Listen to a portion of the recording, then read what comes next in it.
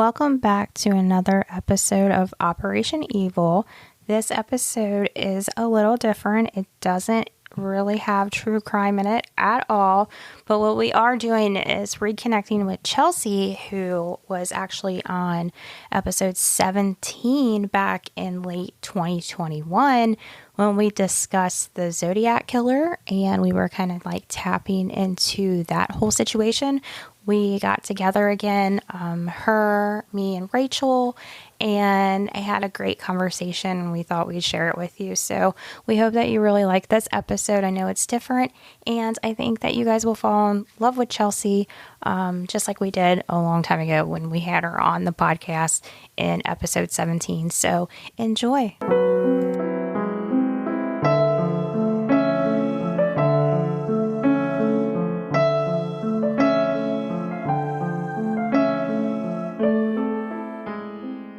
And then I'll just edit things as I need to if anything's too personal or whatever. But I just want to get you back on there again. I loved you so much. No, I know. I love you guys too. And this actually came at exactly the right time for me as well, because I'm meant to be like we all know that I'm a good tarot reader, right? But I am meant to be doing content. Do you know what I mean? Like, I'm meant to be doing content, teaching, like slightly more exciting stuff than, not that I don't want to read for you guys. I do. I absolutely do. But do you know what I mean? Like, reading tarot should be my core business all the time. Yet I've been very, it's like I've got those personal blocks to overcome to do it. And then here you come being like, hey, look at us with the podcast and you should read for us again. It's like, yeah, I know what's actually going on with this timing here. I know why this has come up at this particular point in time for me. I know what this is saying to me. So I'm so interested in that. You're evolving. You've No, I have evolved so much. I can tell. So much. And I love it. I'm absolutely here for it. It's just I finally learned how to not please people, which is like, I haven't 100% learned that. Do you know what I mean? Like, there's still days where it kind of like gets the better of me. But I'm also like I've learned how to be an Aquarius is actually what I've done. I've learned how to be an Aquarius sun, which is just magic, because that's been my star sign, like obviously my whole life. But everyone is always like, oh, Aquarius is so detached. And I'm like, no, we're not. Like, no. I want to be detached, but then I realized that I've learned how to just disconnect. I've learned how to just be like, well, that's that, and that's not good for me, therefore goodbye. And since I learned how to do that and just literally not care, because I'm the kind of person who will try too many times before I decide that I don't care as well. So it gives you that little bit of kind of like, no, you had your chances and we're done. I'm so excited for this. Being able to do that with like clients, with people, with, anybody has just been such a game changer in my life. Such a game changer. Yeah, it was so weird because that song came on, right? And I'm not like a huge Matchbox 20 or anything fan, but those lyrics like spoke to me. And then you were right. Like the first time I met you or whatever, you brought up Matchbox 20 like song and stuff. And I'm like, it was so weird how all that came together. And let me tell you, because I'm not a massive, I'm not a Matchbox 20 fan either. But like, if you ask me to put a playlist on, they're probably not going to be the first band that I reach for. Like they're probably, like if you ask me to put a playlist on, let's face it, I'm probably going to put a Fleetwood Mac or Stevie Nicks playlist. Like that's, yes. If I need something general for the whole world to listen to that's also witchy and weird and all the things that I love, I'm going to go for Fleetwood Mac. Like maybe I might put like a 90s play mix on and Matchbox 20 might be on there and I wouldn't be sad. Yeah, but me too. It's not something that it's not a go-to for me, yet I distinctly remember it from your reading that time. And then when you mentioned it again, I'm like, okay, yes, I see what's actually going on here. And you guys are like little like angels or conduits or something for me anyway. Like, for example, it was after you gave away that reading on the show that I fully embraced my medium skills as well, because the person who won the prize, like, oh, can you connect with like a passed away family member? And I'm like, oh, look, I might be able to, I don't want to promise anything, because for me, and it's just because I've lost people, and because I just take mediumship so seriously and so Mm-hmm. personal. I don't think it's something that people should be just willy-nilly being like, yeah, I can do that, because I know how personal the grief process is. So at that point, I was very hesitant to offer the services, because I was like, I don't want to give people false hope. I don't know how to do this well enough. And so I said to her, I said, look, I will try, and let's do a medium reading for you. And if you feel like it connects with the people that you wanted to hear from, if you feel like you get a message out of it, that could be your prize. And then if not, let me know, and we can just do something else instead. And it was beautiful to have that benefit of not having like a threat of a bad review, or do you know what Right. I mean? Not having like a bad customer interaction, because it's like, this was just a prize. So It she's was going to meant to be. getting a bonus out of it either way. But yeah, ended up connecting exactly to the person that she wanted to connect to. And connecting in a way that made me feel confident. But yeah, I've been to this medium show, and they just like, they were clearly bringing through people, but all they could say at the end of it was like, yeah, okay, and they just want you to know that you are loved. And I was like, it just, like, do you know what I Like mean? It just felt a generic. little bit, it felt very generic. It felt very unfinished. It also felt very much like I know, for example, that there's no way that would be it. My dad would want me to know that I was loved, for Mm. example. But I know for a fact that there's no way that would be the phrase that he would use, or anything like that. And Yeah. there was also an incident where they were kind of arguing with this lady about what she felt to be true. They were saying, oh, your husband had to fight a lot of other people for you. And she's like, no, I only ever had eyes for him. And she's like, no, he's saying he had to fight. And she's like, no. And they just couldn't let go of that fact. And I Hmm. was sitting there watching it being like, well, maybe it's not her husband. Maybe it's not, like, maybe something else is coming through. But they just couldn't like let go of that. So for me, I was always it made it look to me like mediumship was harder than what it is, because if you've got the gift, you've got the gift, but a lot of it is building up that confidence and knowing how to kind of bring things through as well, and also having that confidence to not feel like you have all the answers as well, because in mediumship it should be evidential, like where you say, like, I was just doing a random reading for a lady one night, and it wasn't meant to be medium, it was meant to just be like, we were talking about her life, we were quite deeply talking about her life. And then I said to her, I was like, I can smell burnt toast. I'm like, why can I smell? I said, or it's like bitter. I said, it's like a bitter smell that's coming through, and I can smell this. And I said, but it's not. I said, it's not a nice smell, but it's also a very comforting smell. And I'm like, and it is. It's like burnt toast, burnt coffee. It's not, and she's like, you are describing the way my grandma's house smelled. She's like, my grandma used to always burn, like, and I think it was like a sort of traditional way of brewing coffee from their culture or something like that. And yeah, so that type of thing will come through, but it's not up to me to know why that smell is coming through, if that makes sense. It's more up to me to say, I can smell this, and you just sort of fill in the gaps yourself Oh, with yeah. me. I think a lot of people get into it's like, you don't feel legitimate unless you have all the answers. And it's like, no, you're also just a conduit. You're not meant to be able to absolutely rattle off. And a lot of that comes down to being able to, like, because yeah, if people can't get their own meanings out of their readings and things like that, they're pretty much, because I don't run a cult. Do you know what I mean? Like, I'm Right. not a cult. I'm not the definitive authority of the world and the universe and all of those kinds of things. I'm somebody who can connect you to energy and spirits and stuff like that. But you've got to meet me in the middle, because otherwise Yeah. it's me, it's just you sort of listening to me, and it's giving me too much. I don't want that much power over people. And people shouldn't want to give me that much power either, if you know what I I mean. see you, Rachel. Can you hear me? I can see hear too. you. Yes, hello. Yes. I Thank got to goodness. tell you, Chelsea, I don't know what this means, but I swear I'm being stalked by crows. There are crows everywhere. Everywhere, dude. You need to look up the Celtic goddess, the Morrigan, Morrigan. There's also a song by Heather Dale called The Morrigan as well. So the Morrigan was she was like the one of the Celtic goddesses of like all the good things, like witchcraft, magic, some really beautiful things, also death and war. But in a lot of those ancient goddesses and gods and things like that all had that duality within them.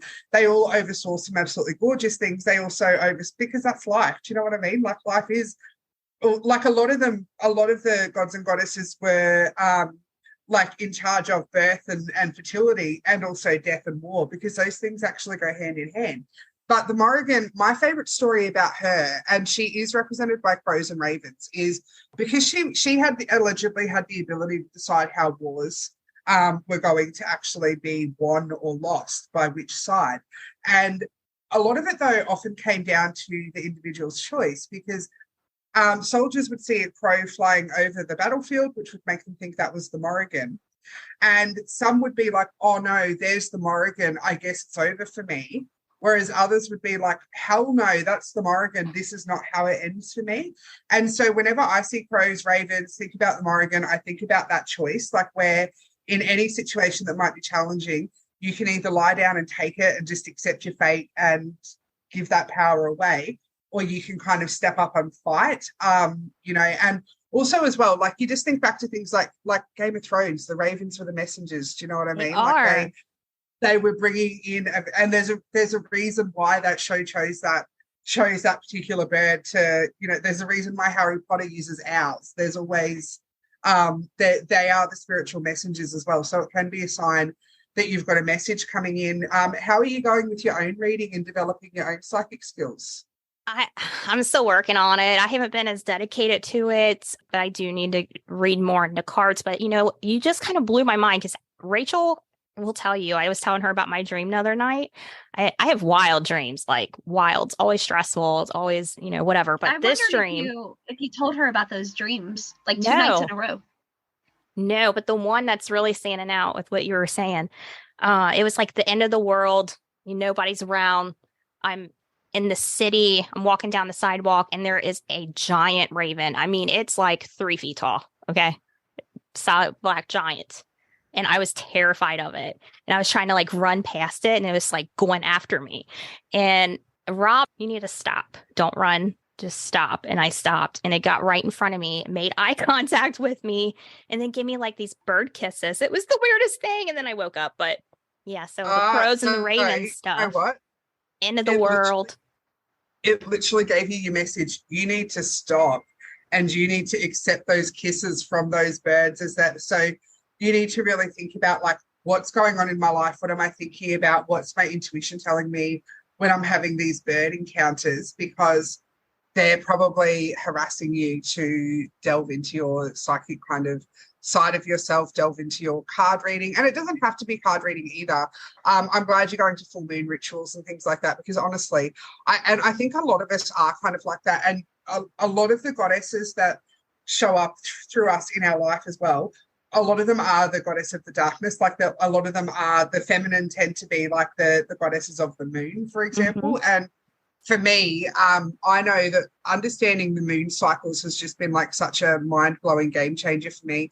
Something that I do, if I'm thinking about a specific date in my life, I will go back and I'll have a look at what moon phase was, so what the moon phase was, but more importantly, I'll look at what zodiac sign the moon was in on that day.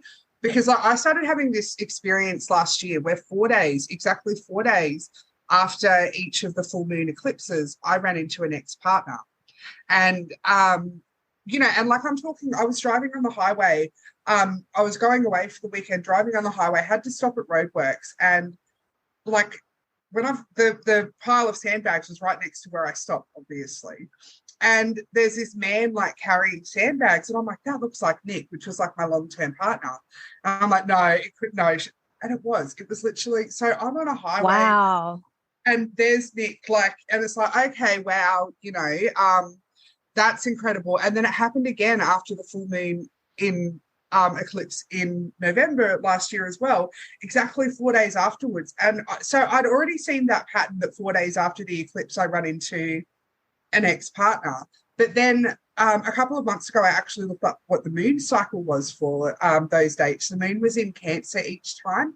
Now, my North Node is in Cancer. Your nodes are, the nodes are actually they're not planets or asteroids or anything. They're points that the moon sort of passes and sits in on its transit around, I guess, around the sun. This is where I get a little bit bad at explaining astrology, because I don't know astronomy well enough to, so I always say, listen to me for astrology, listen to NASA or someone for astronomy. But the moon goes on a journey somewhere. We're going to assume it's around the sun. And it passes these points known as the North and South Node. Now, in just about every religion, astrology type, and things like that, they're the nodes of destiny, where the North Node is what you need to learn how to do in this lifetime. The South Node is like what you already do well, maybe do a little bit too well. It's often where a lot of your bad habits, your triggers and things like that kind of lie. So at the moment, the North and South Node are positioned, they shift every year or two. So since early 2022, they've been located in Taurus and Scorpio. Now, this is significant anyway because my Chiron, which is your core wound in astrology, and also my moon sign are in Taurus. So when you've got the North Node of Destiny in it kind of matters. But my North Node is in Cancer, which means that in this lifetime, my South Node is in Capricorn. So I'm very good at pushing like the emotional stuff to the side and overworking and all of those sort of more negative and unevolved Capricorn traits. I know how to do that very, very well. Not so good at like the emotional kind of side of things. So yeah, every single time, that 4 days after the eclipse, the moon happened to be in Cancer, which is my North Node, which that also is makes wild. Right. And it makes sense that I would be running into these people who had such a significant impact on my like emotional well-being. And I would be running into them at that point in my journey to be able to sort of like close out those emotional cycles and things like that with them. So yeah, working with the moon changes just I'm dragging Rachel into it with me. I'm like, come along. Yeah. Let's do this together. Do you think I'm on the right track? Do you think I have abilities that I should be working on? 100%. Yeah. That's yeah, you definitely do. And I think you're on the right track with your moon cycles as well, because like as soon as you came onto the screen, I was just staring at your moon phases. Like are they whatever they are, that is just where my brain just went straight to as soon as I logged on. So working with the moon cycles is definitely something that you should be doing. I also find too that if you are a little bit sort of hesitant to get into this kind of stuff, if you're a little bit nervous about it as well, astrology and like lunar cycles and stuff like that are a good place to start with because they make sense. Do you know what I mean? Yeah. Like it's like when I'm running into those X's, it's 4 days after the full moon. Like I knew the moon was full. I could see that moon in the sky. I knew it was full. Obviously, we're all talking about it in the spiritual community, like the dates and things like that. So, and particularly if you have trouble trusting your own intuition, if you have it, and if there's any fear associated with like all of this, working with those kinds of things, it's logical. Do you know what I mean? Like when, like you might be like, oh, astrology doesn't matter, the moon doesn't really matter. But then when you look things up like that, where it's like, oh wow, check this out. So 4 days after each full moon eclipse, I've seen an ex-partner, and not only that, the moon has been in Cancer, which is my North Node, each time. So it's really, really hard to, when you're somebody who second guesses yourself, argues with yourself, gets a little bit scared of it or any of that, you can't, like, you see those facts like pretty much on the page and you can't argue with them. So you're 100% on the right track, but also too, you will often get a lot of really intense dreams if there is stuff that you are having trouble processing in your daily waking life, and you will often get dreams where there will be something deeply symbolic and the messages will come to you from somebody that you trust. So they will say it probably was your partner, for example, telling you that in the dream, because when you're when you've got that fear, and it's hard because who tells you that you're allowed to be psychic, right? Who tells you that you're allowed to dig in? Like nobody tells us any of this. I tell you you're allowed to. I just come out writing these permission slips. But yeah, you'll often find that you will have dreams that connect with something that someone that you trust says. And like there's a particular person who always appears in my dreams when I've got to do something tough in my, like I had to break up with like I would have called them one of my best friends of years and years and years. Now that I've sort of like unpacked a lot of it, I understand why that was an incredibly toxic friendship for me, but actually making that cut hurt. Like, and it took a couple of cycles and a couple of kind of, ways around, to the point where this person gave me amethyst earrings for Christmas. And I was sitting here doing like a reading one day and recording it, and like one of the earrings fell out of my ear, and was just gone. The back was gone. And I'm like, he doesn't have my back. Like, oh my God. And then, oh my gosh. right? And then see how I've got that shelf behind me. Now, a couple of days before Christmas, I just got obsessed with I needed to put that shelf up, right? I probably bought that shelf like when I bought this house in 2018, but a couple of days before Christmas, that shelf had to go up. I needed to put things on that shelf. Anyway, there's a couple of like prints in glass up there. There used to be a third one, but it actually fell down off the shelf one day. And sort of like, so I've got a TV there, and then in front of the TV is my dog's bed. Now, this print fell off the shelf and landed on the dog's bed, didn't shatter. It's totally fine. It's also, let's just have a look at what the print is too.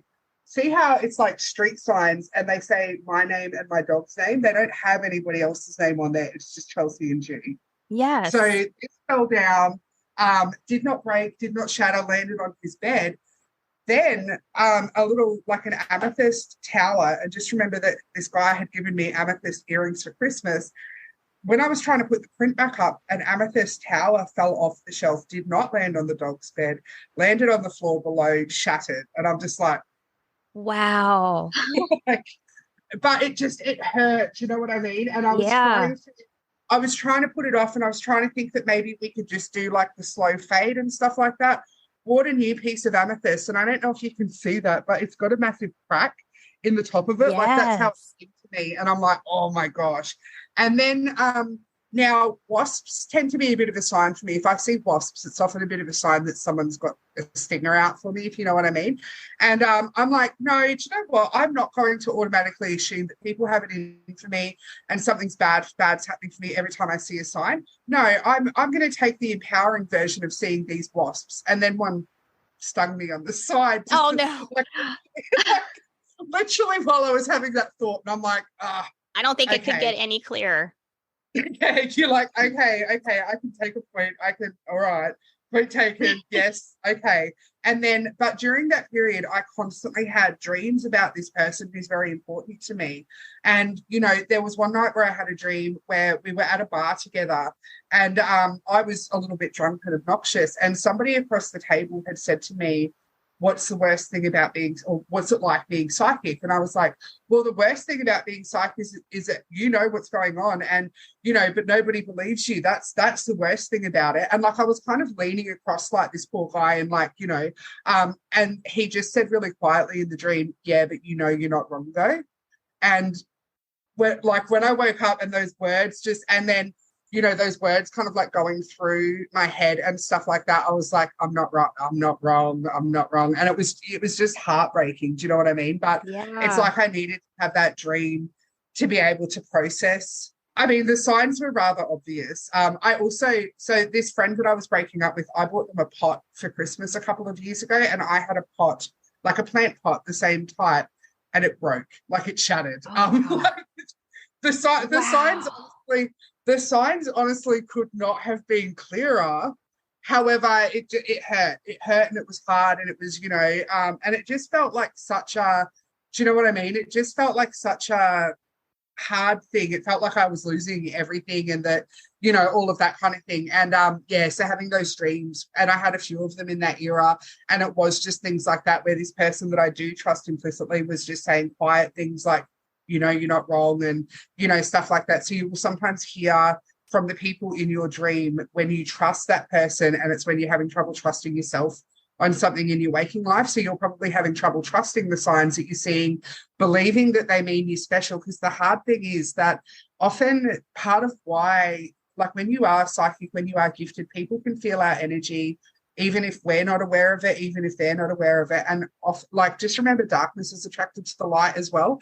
So often people who have psychic gifts and things like that, people have been able to feel that kind of energy. And I came to realize, you know, I just remember even as a child, people would say the most inappropriate and deeply personal and intimate things to me, like I was their safe place for it. And I honestly think that it was just that kind of energy that people could feel in me that just made them sort of like bare their soul kind of thing. Now, it meant from a very young age, I was the holder of a lot of secrets and things like that, dealing with things that were not age appropriate either. But, you know, and then also as well, when you try and go out into the world, it's like the whole world stamps you down, wants to tell you that you're not that good, that you're not that important, that you're not that special. And like, even I know that my own personal struggles with like my weight and my fitness and things like that, a lot of that has been about like holding on to that kind of emotional trauma and wanting to, and like trying to take up space in a world that just keeps on trying to squash me down and stuff like that, which is why when we start seeing these signs, and there's like, you just heard all those things I listed off, like that's stupidly obvious and stupidly impressive that all of that kind of stuff happens. But I guess the world and my life had stamped me down, which was part of why I needed to get rid of this friendship, because they perpetuated that kind of that kind of thing. And most of my relationships did, because I was so used to being told that things were my fault, and like letting, like picking on me almost be a joke and stuff like that. And a lot of us have kind of been through that kind of thing, which means when we start seeing these signs that are so obvious, we can't trust them, because we don't trust ourselves, because the world hasn't let us. And that's why often the universe will do a lot of deep work with us while we're sleeping. Because it's kind of like, hey, I know you're scared of this. I know this, but look at this. You're seeing a 3-foot raven. How much more obvious do we need to make this? It was wild. Yeah. And then letting someone that you deeply trust be the one to tell you that you need to stay there with it as well. Like that's it's as obvious as the amethyst falling off the shelf and smashing, really. Like, tell her about the other dream. Which one was it? I can't remember. I have traumatic dreams every night. Do you write them down? Two in a row. The expensive coffee. Oh yeah. I always dream like I'm in school or something, school or work. I don't know why. I'm well past school, but and there's always a dilemma. And it was like the lunchroom was getting ready to close, and I really wanted a coffee, and I found a coffee stand, and I was excited, and I ordered a coffee, like a latte, and they told me it was $21, and I'm like, $21? Starbucks is like $6. I'm not paying $21. No. And I refused. I'm like, no. And I was telling Rachel about, we were like trying to look up like the meaning of expensive coffee. Tell you what it means. I can tell you exactly what it means. But I was like, hell no. In your life, when you've tried to do something for yourself, when you've tried to get something that you want, there's always been a problem. There's always been a reason why you can't focus on yourself, why you can't pour into yourself at that moment, or there's always been a really high price to pay for you following your heart and your soul and following your dreams. Okay, that makes sense. And I threw it right back in their face, like, no, thank you. I'm not paying. Yeah, that. I will not pay to, like, that would have to be, excuse me, I've had American coffee, and Australians are a bit of coffee snobs. We're not paying $21 for the coffee. Like, no way. I'm a coffee snob, and I'm not paying that. No way. No way.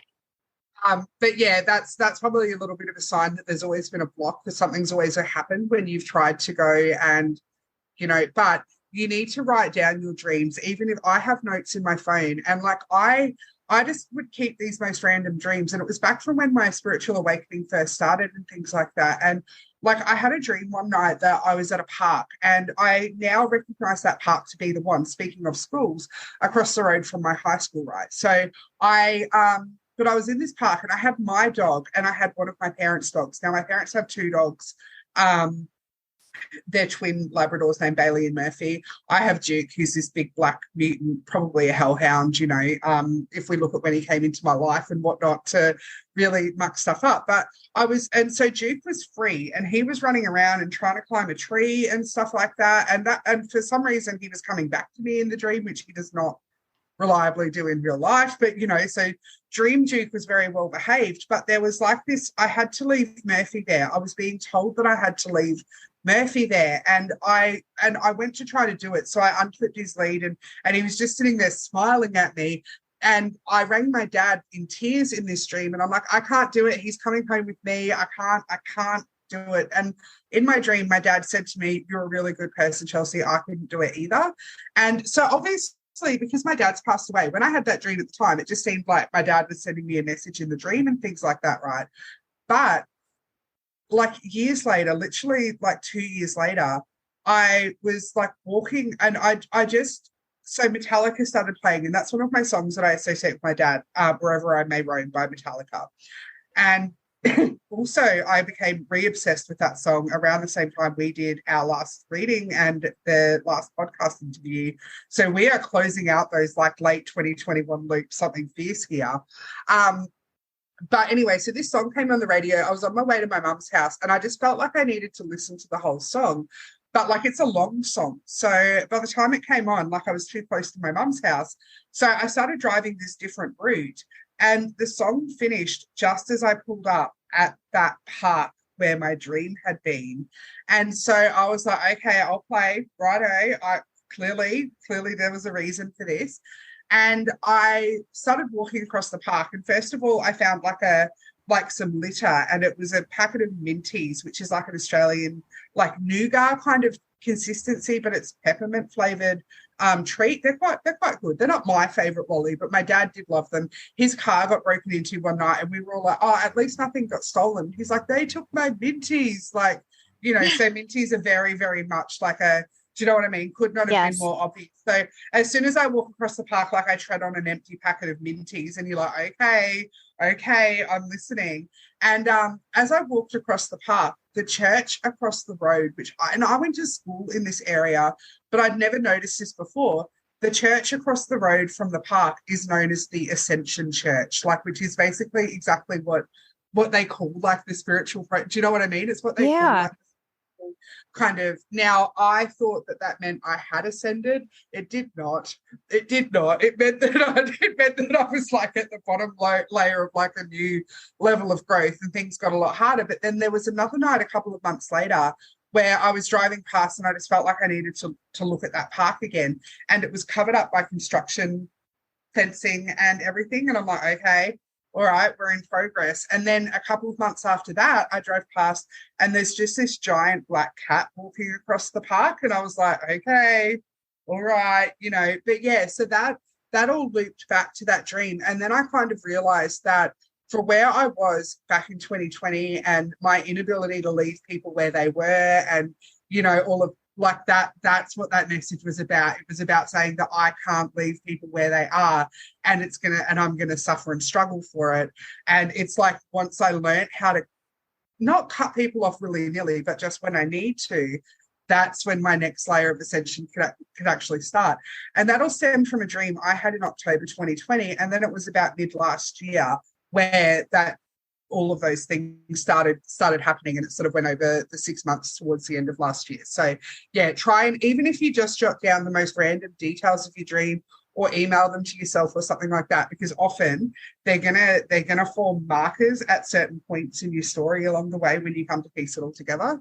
Okay. Yeah. I did put a notebook and a pen right next to my bed to start doing that. I just need to do that.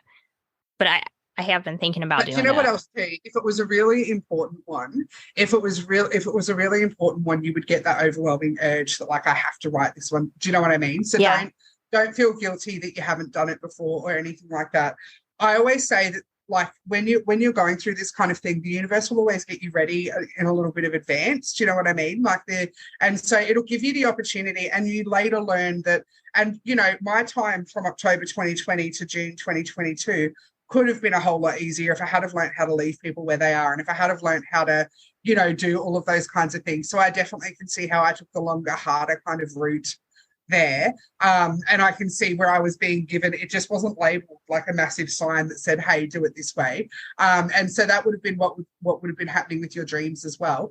Yes, the universe was probably being like, hey, your life's going to be easier if you start jotting these down, but it's not essential that you do it yet. But now that, do you know what I mean? And then when it is essential, you would have just gotten that unwavering, that total, you have to do this. And I always like, because sometimes people get scared that you're going to miss a sign or you're not going to know what's going on or something. You're never, ever going to miss what's important for you, but you won't always know why. So you might just wake up with that absolute burning sense of, I have to write this down. And you won't know why, and it won't make sense for the longest time, but you will just know unequivocally, I have to write this down. Likewise as well, sometimes it's easier to start believing your intuition and your psychic gifts if you think that you're predicting things that are going wrong, like bad things that are going to happen in your life and stuff like that. But you also don't need to stress about that either, because if you are in actual danger, like, I love feathers. There was a day when I was driving and I thought I saw a feather lying in the gutter, right? I thought it was one of my favorite feathers. Like I thought it was like one of these ones from an ibis. So I thought it was like a genuinely, do you know what I mean? Like these are some of my favorites. So I was like, I need to get that feather. And to get that feather, I had to go on the most stupid, like I couldn't just pull over or turn around where I got that feeling to go and get the feather. I had to go on this most stupid, like drive around the block to get it. And when I drove back, there was no feather there. There was nothing. There was absolutely the gutter. And I'm like, but it was here. And I sort of looked around for a little while, couldn't find anything, couldn't find a reason why I needed to be there. And I'm like, okay. So I just got back in the car to keep driving. And what had actually happened a couple of 100 meters up the road, a car had, so there's like a T intersection. And instead of turning the corner at that T intersection, a car had actually run through the red light and gone through a fence. Now I would have been driving in that direction of travel and I have no proof that, do you know what I mean? Like I have no proof, but I think that in that instance, my guides could see that there was a chance that if, there was, if you didn't stop, very close potential that I could be in a collision. And they're like, we need to do something. Okay, an ibis feather. We know she'll stop for an ibis feather. Plant the idea that she's seen we know she'll go back for that. Do you know what I mean? So, and in that, I had no idea that I thought I was going to find a beautiful feather. Do you know what I mean? I had no idea that I was potentially getting saved from danger, because you won't. Because imagine if they had have been like, you need to be careful on this drive because someone's going to crash. Like you'd be so scared you'd crash. That's amazing. I believe in all that stuff and signs and just the intuition and all that. And you just have to listen to it, and you just have to do do you know what I mean? Like, so if you sort of like, you have to go back to that feather, you just have to do it without questioning. You just have to do it without questioning and just go back, and it will often make sense why later. Like it will often, where you're like, oh, look, the car went through a fence and I would have been driving past that fence. I'm okay with this, and that's where as well, you don't have to stress too much that you're going to, if there's something that you can do about it, if you have the opportunity to change the outcome for yourself and it's going to impact you in that kind of way, then you will get that sign so clearly, but you won't necessarily know why. You will just know, I have to go back to that feather that turns out to not even be there. But I was able to think, do you know what I mean? I was happy to have the wool pulled over my eyes in that instance, because it was pretty I love it so much. I'll accept that. But and I'm going to try and start this is why I need to start doing my own content and stuff like that. I need to just start telling those stories. Do you know what I mean? I just need to start putting that out there and just normalizing that kind of experience, so that other people, when they're listening and when you're sort of over, trying to work out why someone's trying to charge you $21 for a stupid coffee in a dream. Right. Like, it's sort of like, hang on, no, like I've heard this before and I'm not crazy and this is normal. And, this is something that could be happening. So this is not insignificant that we're talking now, because I know that I do need to start just putting that out there more and just, telling my story. And because yours might not be identical, but when you hear stuff like that and it gives you that little bit of trust and faith to start following your own path, you'll be the one being like, and I thought there was a feather and it wasn't, but I was safe, and, and things like that. I also tell people as well to make sure that if you notice something particularly magical, you had a really cool synchronicity. So, you should write down things like, I posted a status about Matchbox 20 and then my psychic tarot reader friend commented, and that was, do you know what I mean? It was wild. Write down those things and keep a list. I have a note in my phone of all the and obviously mine's getting a little bit long these days, but I keep a list of all the stupidly, cannot be explained, cannot be argued with, cannot be logically, because on those days where I'm doubting it and I'm not trusting myself, I will read through that list, and it's a pretty compelling list of this is, I can trust this. I'm not crazy. It's not me. It's not weird. To make it even more wild, the day before that song, right, that you commented, and let me tell you, we don't comment on each other's stuff that often, okay? We just don't. But the night before, was it the night before, Rachel? Me and you were talking, and I don't know, we were just feeling in the dumps and everything, and then somehow you got brought up, and I was like, maybe we should get in touch with Chelsea and maybe get a reading with her or get her back on the podcast. And And I was like, do you want to do it separately, together? And she's like, let's do it together. I was like, okay. And we just talked about this. And the next day on my way to work, that song came on and it stuck with me. And then that's when I posted it. And then you commented on it. Was a series of events. Seriously. Right. And Wild. see, that's where you've just got to write stuff like that down. And when you're doubting yourself, when you're doubting the process, when you're doubting that you're magic, it's like, how does that even work? How does that even happen? And you're right, it's not personal. It's not like I read your stuff and you're like, I'm not commenting on that. I'm not. No, we I'm just go through our feed, like, Yeah, it's like I'm not an active, like I will often, see things and not feel strongly about them, not dislike them. I'll often be like, hey, I'm so happy for you. And particularly, because you're a grandma now, like I try to like do you know what I mean? Like if it's a significantly important thing, I try to like it for people or love it actually, because I want to be like, hey, I care about you, and that I see that's totally cool. But what's amazing is that we don't do that with each other's stuff. Yeah, and the one time but I'm that just we not do, an active. Yeah, I keep an eye on what's going on in a non-lurky kind of way, but I'm just not an active commenter.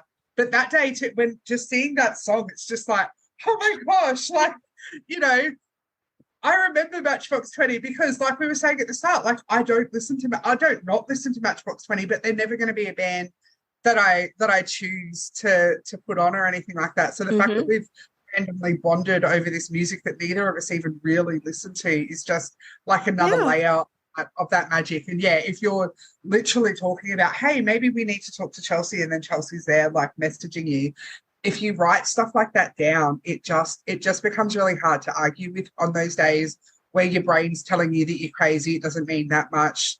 You're not that special. You're not psychic.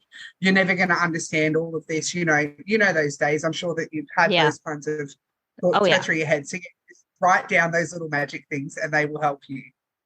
Oh yeah. I'm like, Rachel, oh my gosh, Rachel, come here. Look at this. Oh my God. She's like, what? It was like the start of the morning. It was. It's good stuff. So yeah, it's that like, and that magic is around. And I think that a lot of people, I said to people, I was doing like a teaching people tarot course the other night. It was probably like a month ago, like the other night. But I was talking to them and I was saying like how it's funny because we always get told that like life's not like the movies and stuff like that, right? But when it comes to like magic, psychic stuff, witches, fortune telling, it's like those stereotypical movie things are what comes to mind. And if it doesn't look like that, we can't, even though like what we're actually looking at there is fantasy, it's like we can't actually resonate that this might be the magic. And I know that a big thing in my path is to like literally normalize that everyday magic that is just too random to be logically explained, too random to, and even just to look at things too, like I just think about things as well. So I've got a client who happens to live in my hometown, right? Which is pretty impressive in itself, considering I started on a platform like Etsy where you are connected with sellers like worldwide. And so she's in my hometown, which is pretty impressive to start with. Even more impressive, she works with our local wild horse rescue organisation. So we call our wild horses Brumbies here in Australia. And so this client of mine works with the Brumby Rescue Organisation, which is ironic in itself. But I became like, so you know how some people form parasocial relationships with like celebrities, podcast hosts, like influencers. I form parasocial like relationships with pets. Do you know what it like? Yeah. I don't really care about the people. I will care about the pets and the animals. So I have become obsessed, absolutely obsessed with this horse they have named Cosmos. And I don't know what it is about him, apart from the fact that his name is literally the universe. But like I have just become obsessed with this horse. And I've even like joked, I'm probably not really joking a few times, that he could just come and live in my courtyard at my townhouse. Like I already have a large dog here. So what's putting a big horse in the backyard? A yard's bigger than a stall. Like it'll be fine. Anyway, I was over at my client's house one day and she knows that I love this horse. And she just happened to mention to me, oh, by the way, Cosmos is actually living in a backyard at the moment. And I'm like, stop it. Because like in January last year, I was emailing somebody and it's actually that friend who appears in my dreams. And I'm like, and I said to him that he needed to give me a good reason why I didn't just adopt this horse and put him in my backyard. And now you're just randomly telling me, like randomly, but you're just randomly telling me that he's living in a backyard. You know, this is and like, what are the odds that somebody in my hometown who happens to work closely with that horse that I'm obsessed with, and we connect just because I started having a shop on Etsy like that. Do you know what I mean? Like, That's what are the wild. odds? I love that. I I guess we haven't connect adopted with a who horse we're yet. supposed to. Yeah. And yeah, you just I look at always things obsess over you. right? And so you just think about, how did all these people connect? And you just think about too, like, how blessed are we to connect in this time where we do have the internet, where we've got like global marketplaces where people connect, we've got social media, we've got all of these kinds of things. Because yeah, if we were just living our life normally and never got online or anything like that, like you and I would never have met, like we would not know each other. I wouldn't have met this lady who works with the horse that I'm obsessed with. You know, just all of these random, but they're not random things. Right. That kind of happen, and it's very, very cool. It's It but is yeah, cool. it's not the way that we're taught to think of magic. It's not the way that we're taught to think that magic works. So My dog just came in here. She opened up my bedroom door. I'm You surprised she's might not see her making pop sounds. up in the background. you might see mine too, although we're in his like, he's run around after lizards in the yard this morning. So now we just sleep the rest of the day. My dog stalks me. It's all right. I love her. It's the Do German you Shepherd. find that So does she give you messages and stuff like that as well? Like, do you kind of feel like you get messages through her, or I do. She's like very comforting to me and Yeah. annoying at the same time. But yes. No, I know. I feel like Duke was the dog that I got at the point in time that I needed him. And like, I didn't even want. I mean, I wanted Duke from the moment that I saw him, but when I was looking for a dog to live here, I wanted a little black Labradoodle. His name was going to be Jagger. He was going to wear leopard print accessories. He's going to put his hair in a top knot, and I ended up with this like reactive, manic, giant Great Dane cross, and it worked out perfectly. Not what I wanted, but exactly what I needed. And I also think about things too, because Duke's reactive, and he can't walk in. Like, we've got a beautiful beachfront esplanade area in my hometown. I can't go there because my dog would just lose his mind at all the bikes and kids and dogs and water and, you know, all of that kind of stuff. So I adopted this dog right when I was going through transformation, who just happened to need like really quiet space far away from everybody else. So it's like I got forced into that, spending the time on my own, learning how to connect with nature, being outside, finding my feathers and stuff like that. And if I had have gotten my silly little top knot Jagger Labradoodle, like, that wouldn't have happened. And yeah, you pay attention to like where they go and stand and stuff like that. Like, Duke does things sometimes as well. Like the other night, he was digging like under my dishwasher, and there's obviously not far you can dig under a dishwasher in the kitchen of a house.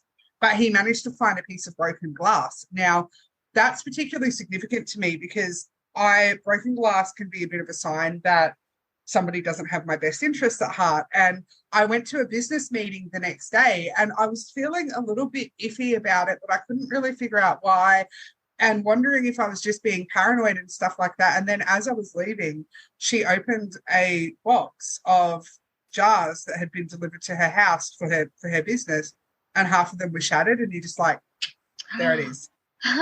That is, wow. Yeah. Yeah. And and I know why the glass shows up for those people as well. It's that adage that like those in glass houses shouldn't throw stones. So it's that people like that. A lot of people, and this sounds very arrogant, but a lot of people judge me because I do what they want. Do you know what I mean? Because I put myself out there like confidently, and you're like, mate, there's not a lot of confidence. There's like this. It's probably because I had raging undiagnosed, like, you know, conditions like ADHD and autism half my life. And so I'm very good at masking. It's probably not confidence. It's probably like, you know, mental health condition bravado, but whatever. But I know that, and there are a lot of people who kind of, and this sounds so arrogant, but there's a few people who kind of, it's like they want to work with me or they want to do what I do, but it's like they can't quite do it. And then it's like they get angry at me because I do, if that makes sense. So it's jealousy, and jealousy is ugly. It's 100% jealousy. Like, there's people who wish that they could like put themselves out there on YouTube every week, and it's like, you know, just do it, right? do it. Like, what's the worst thing that can happen? None of my videos have ever gotten 0 views. Like, they don't get like millions, but like, just do it. Just. I don't always feel confident about it either, but then because I have consistent, and I bet you guys felt so nervous the first time you sat in front of a microphone to Oh my record a God. podcast. And now, Oh yeah. now it's like second nature, and you know that this is what you're meant to be doing, and But if you said we had to go on YouTube, I would be like, okay, with a paper bag on my head. I say that all the time. It's funny though, is we started it out like, okay, maybe 2 people will listen to us and that's okay. This is just like something for us to do. And then before we knew it, we were like hitting the numbers that we didn't think we would, and that's awesome. That's awesome. Yeah. But it's such a good podcast too. Like, I like to listen to you guys.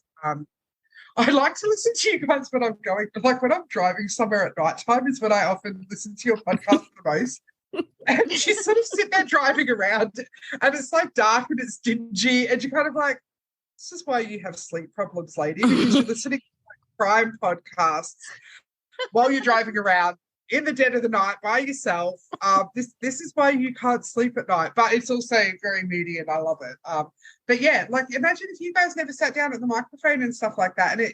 But a lot of people just can't just do it when it comes to, do you know what I mean? And a lot of people think about it and they want to do it and they want to try and stuff like that, but they just can't bring themselves to do it. And it does get a bit of jealousy coming back at me, and I have never thought of myself as a person, like, don't be jealous of me, mate. Like, do you know what I mean? Like, there's nothing to be jealous about here. But then I've realized that confidence and that ability to just do things is something that others kind of, and it's just that feeling of where it's like they get so frustrated at themselves that they take it out on you, which is sort of like why I will see shattered glass when that kind of energy is around me. Yeah, it's negative energy for sure. Yeah. And that what they need is someone like me to make them do things. Like I make Rachel do things with me. I just like, we're going to do this podcast. No, but you literally do. You do. When I was in 2018, I had this, and this was before we became dog mums and all of this kind of stuff, but I was sitting at, like one day in late 2017, I was sitting at the pub with one of my friends and I was like, I've always wanted to do like a bucket list, like where you just make a list of things to do and you go out and you do it every month. Like that's what I want to do. And like Alex is just so organized. So she's already got her notes out the phone. She's like, so what are we going to do in January then? And I'm like, whoa, like, but doing it with that organized friend and I mean, I'm probably disorganized to the point whereby, do you know what I mean? And she's probably organized almost to a bad point. And so it's like you've got the most least organized and motivated and able to move forward person in the world with the most motivated and able to, and it was such a beautiful, and obviously COVID and stuff like that changed that dynamic a lot for us and we don't do the activities so much anymore, but that period alone of just getting out there, trying something new, getting out of my comfort zone, I didn't know it was what I needed, but and how magic too that you mentioned things like, yeah, Rachel can just mention little things to you and you're not going to let it go. So oh yeah, that's totally me and you, dude. I'm like the Chelsea, and you're like her friend. Like that's us. Yeah, it is. You're my friend too. You're my friend too. But yeah, I just can't I can never ever get over how Nyoka and I came back in contact after 20 years. Like, do you find like, okay, you know how when 2 people are around each other and they kind of finish each other's sentences and stuff. But do you see anything behind that, like more to that? Yeah, and I think it comes back to that trust issue as well. And I think that when you're learning how to trust the world around you or not trust the world around you, it's like the universe will introduce you to people and they're like, if you 2 can get your shit together, you're going to be perfect together. You're going to be perfect together.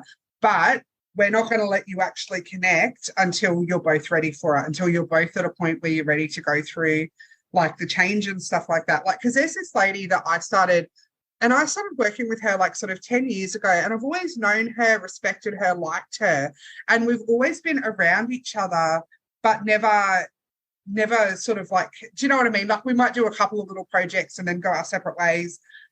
she is so spiritual now. She's right into like, and she's into like sacred geometry and all these sides of the spiritual and like the like number coding and all these things that I don't understand. And it's like we've just connected now at exactly this right moment. And it's like, I can't believe that it's you.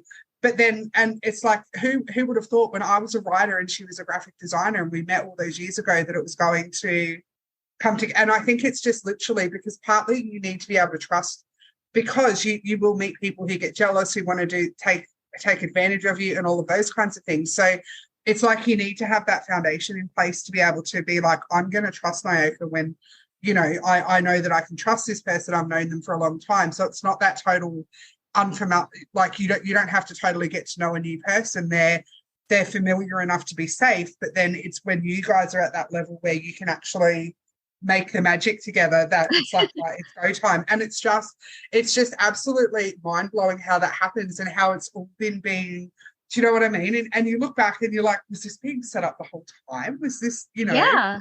Yeah, and it probably was where the universe is like, we're going to keep you around each other. We're not going to let you interact to the point whereby you could be negative influences on each other if you've got a bit of stuff to work through yourselves and a few paths that are going to take you down different kind of routes. But when you're ready to make that magic together, we are going to push you together and it's going to happen. And it did. So I love it. Well done, because you ascended to the point whereby you hit that level. Yeah, and I trust Rachel's one of the few people I do trust like wholeheartedly. And that is hard to find. And it is. And that's why a lot of the time the setup has to happen, because if you're not ready to trust at that point when they come into your life as well, you're not going to be able to make the most out of the relationship because your walls are too high. Do you know what I mean? And so the universe does some gentle and not so gentle work for a long time, usually, to bring those walls down. And then once the walls come down, then then it's like, okay, this is why it's here. And that's also, it's why the people you trust appear to you in your dreams and stuff like that as well. It's kind of beautiful when you think about it as well, like how people and it's like the universe can see that you have no reason to trust other people or those around you and things like that. So it takes you on this beautiful path where it's like, I'm going to make sure that at the right moment you've got your people around you, you've got those that you can trust around you, and we're going to help you make magic together. Yes. I love that. Yeah. And like Nyoka came at a time when it's not like I wasn't happy with my family, my husband or my child or whatever. It's just that I wasn't happy. And then it's like she came along and it's like, I'm happy. And I think because how a lot of this started for me, I wasn't happy either. I was in a job that I didn't like just nothing was really, and I was just at that kind of tipping point of my life where I could just get onto that hamster wheel of just, where like, it's not like that autopilot.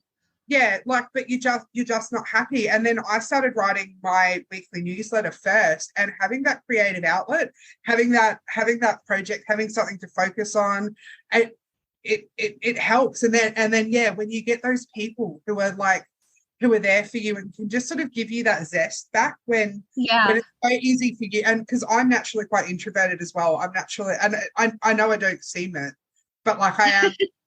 I'm fine in this type of setting, but put me out in the public and I'm like, no, take me home. I want to go home. And so you will often get matched up with the people that are a little bit, do you know what I mean? Like you get matched up with those people who have what you need, but in a beautiful kind of way, not in like I'm going to keep draining from you, but in that beautiful kind of like, hey, I've got this energy and I'm going to make sure that you don't stay on that hamster wheel where you're going to be like bored and unfulfilled and, Yes. Yeah. I love that. Oh my gosh. Are you still doing TikToks and stuff? Look, I am the most inconsistent person in the world and I need to get over myself. And so the short answer is kind of.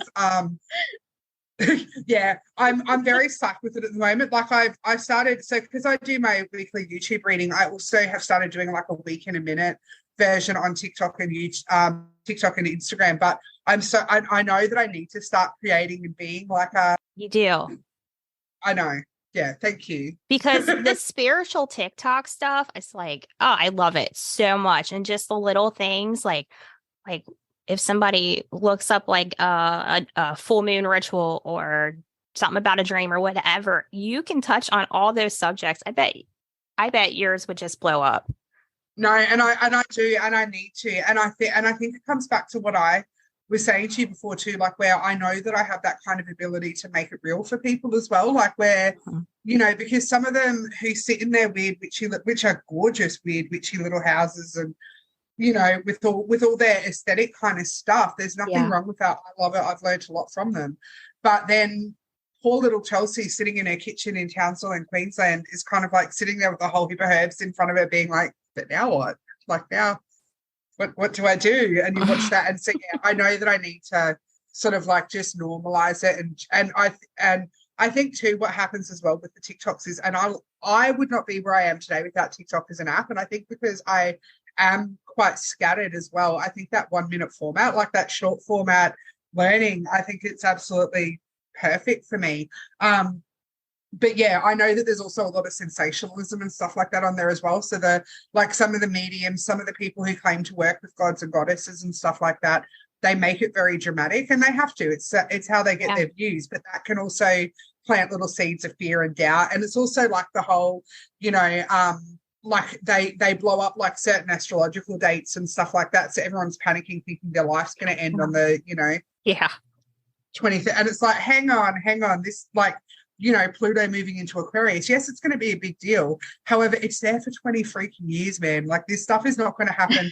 We're not just suddenly going to wake up and the whole world is different and the zombies came and, all of that kind of stuff. It's going to gradually happen. And those who are connected and who are paying attention and who know how to listen to their intuition and stuff, you're going to see what's coming anyway. And it's not all going to be bad. It's just going to be stuff like one of my friends showed me that chat GBT or whatever it's called AI thing the other day. Now, initially, because I'm a writer, I'm like, no, I will not. But then I was looking at it and I was like, holy crap, this thing is amazing. And for the very back, like if I could make it write my Instagram like I know I need to put myself out there on social media more. I know that I need to and I know I need to get better with like hashtags and categorizing so that the algorithm can put me in front of my people. And I know I need to do that, and I don't want to because I just, you know what I mean? It's not what I find the creation fun, but not that side of it fun. I could make AI do it for me. You could. I could make it, and imagine if AI like wrote me a month worth of captions and then I just go in and make them Chelsea. Do you know what I mean? Like I just go in and add my own little flavor to them. Like, and then the stuff that takes me like a week to get up the mental like tenacity to even want to do it. And then, it takes like I could get that done so quickly. And that's the kind of stuff that like we have to be open to those kinds of things, like how to make it easier to follow our passions is what we ultimately need to do. Because the world's going to change under Pluto and Aquarius, but the world changes all the time anyway. Like look at how like the pandemic and then how stupidly expensive cost of living has gotten. Because are you guys the same? Like our groceries have pretty much like tripled. Like ours have too. Yep. They're just stupid prices. And, like real and like people can't find housing anymore and stuff like that. And you're like, I don't understand. Like where did the houses go? Like how did this happen? Do you know what I mean? And I'm pretty sure that it was part of I know this sounds like I should be wearing a tinfoil hat, but I'm pretty sure that the governments do sort of like, or there's, the Illuminati, there's conspiracy theory kind of stuff. I'm pretty sure. Oh gosh, your thing. That's my thing. No, I know. Because you read that kind of stuff and it sounds crazy until it doesn't, right? And you're like, it's not crazy. And I'm pretty sure that it all started before Pluto in Aquarius for a reason, because they don't want us to be empowered and making the most of that new energy. They want to be able to make the most to advance their money, their interests and all of that kind of stuff. Oh my God, we sound alike. Yeah, like they released a pandemic, then they released a cost of living crisis, then they released like a housing crisis. How are people meant to live their best lives and change the world when they have not meant to live, right? It's broken. So, it's so broken. And this is why, and this is where TikTok's been really good for it as well, because a lot of the stuff on TikTok is shit, like the conspiracy theory stuff and the things that they call devil worshipping and the stuff that they call Illuminati is usually not. But then when you sort of, or if you just dig that little bit further and you just start Googling and you're kind of like, I This go is down what I rabbit say. holes. I'm like, the Illuminati is a thing. It is. I'm like, Have you read the book, The 13 Satanic Bloodlines That Rule the World? no, You I need need to. to. And I was sort of reading it, and like you have to read it with a bit of a grain of salt. I've accepted that if there's an exclamation mark after like something that they've said, they're big like, so it's written from a very Christian kind of standpoint and stuff like that. And I actually feel as like, because you know what's one of the biggest rules of narcissism, right? They job on themselves. The things that they attack other people for. That so the stuff that they write in this book is not necessarily presented in an accurate kind of way, but if you read between the lines enough, and you're kind of like, oh, I hear you saying that you're doing that actually is what I hear, and stuff like that. And yeah, it is a little bit of a tough read because it's like it's not well written, and yeah, it's full of exclamation marks. But it is pretty. It's enough. It was enough to make me go, yeah. Do you know what? Yeah, I see. I don't fully understand what's going on 100%, but I understand that there is something deeper going on under the surface. There's a lot more manipulation and control than we necessarily think that there is, and it just, a bit of stuff makes sense. And then I look at other people like, how do you not see this? How do you not see this? It is so obvious. I actually think that me getting into conspiracy theories tied in very well with me cutting people off and learning how to be an Aquarius sun. Because it's like, if you can't see that, I can't relate to you. Like, I can't. Mm-hmm. Yeah. If you can't see what's going on, I can't. What do we have to talk about? Like, we're not the same. I feel like I feel like I don't relate to a lot of people I'm around. I don't know. I feel like people probably like people on my Facebook are probably like, man, that girl is weird. And I am. And it's okay. You take it or you leave it.